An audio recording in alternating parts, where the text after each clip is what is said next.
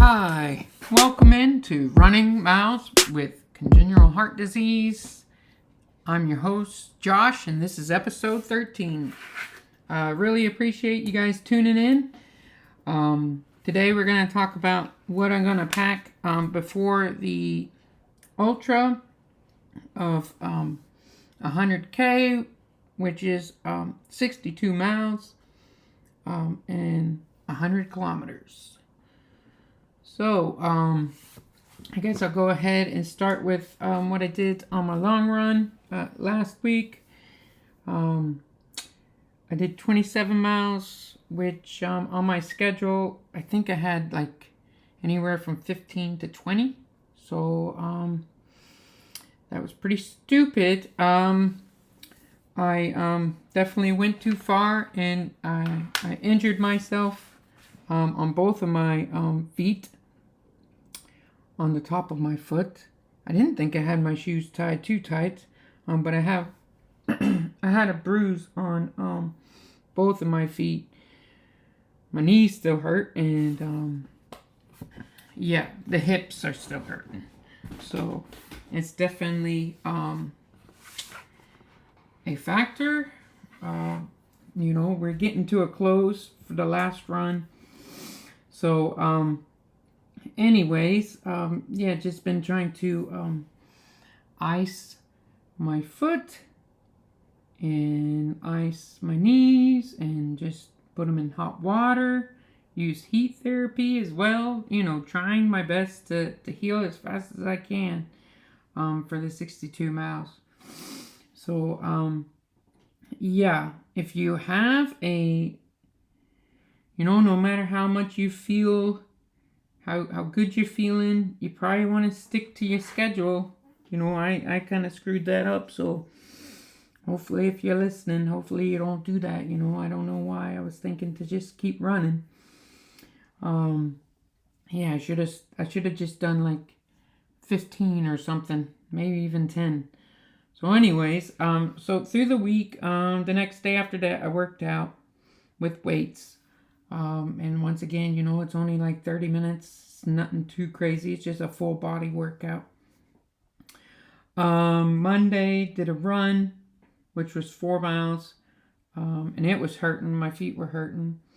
Then on Tuesday, went out again. And I was only able to do 1 mile because the top of my feet were hurting. And let's not forget about the knees and the hips. They were hurting too. So then I decided, you know what, I need to rest. So did a workout, full body with weights. Then I did rest on Thursday, rest on Friday, and then Saturday gonna do the 62 miles, okay? So that's kind of, that definitely wasn't the plan. But, you gotta rest, I guess, a little bit if you're injured. Definitely think I've done too much training. Sometimes you think that.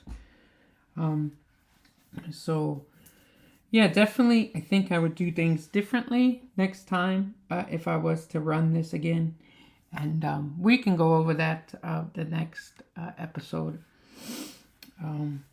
So let's see. So in my bag, I would say, I actually get 2 drop-offs in this race, but I only plan on doing 1 drop-off, and it's a there and back race, so I'm actually going to be at my drop bag twice, one at the 40-mile marker and one at the 53-mile marker. Okay, the race says it's going to be anywhere from 50 degrees to 57 degrees, so it's kind of in my threshold of it's cold, you need to wear a hat and gloves, or it's warm enough not to wear the hat and the gloves, at 55 degrees. Hold on 1 second and I'll get that in Celsius. So it looks like 55 degrees in Fahrenheit is 12.7 in Celsius, so maybe 11 degrees in Celsius or 12 degrees in Celsius. So, yes, definitely, I am going to pack an extra pair of clothes because it also says it's going to rain, and it could end up drenching, like lots of rain. So I got a pair of waterproof socks. I've tried them on.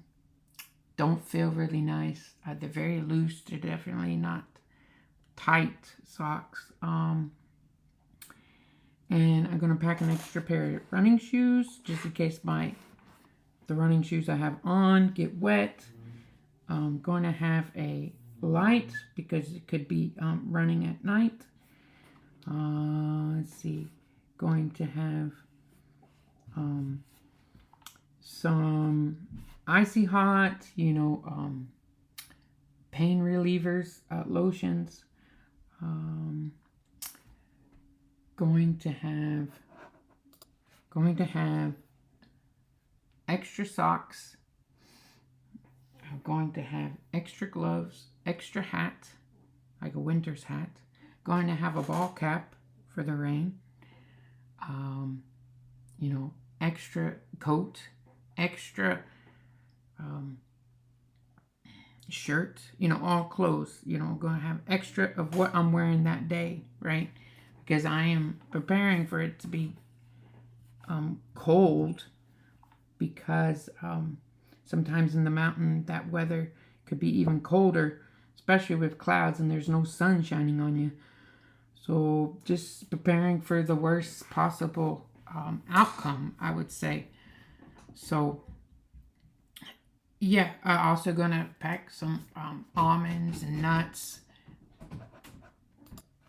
Okay, I'm also gonna pack two Apple iPod Nanos, because they only last for like 6 hours, and this race should last me about 14 hours.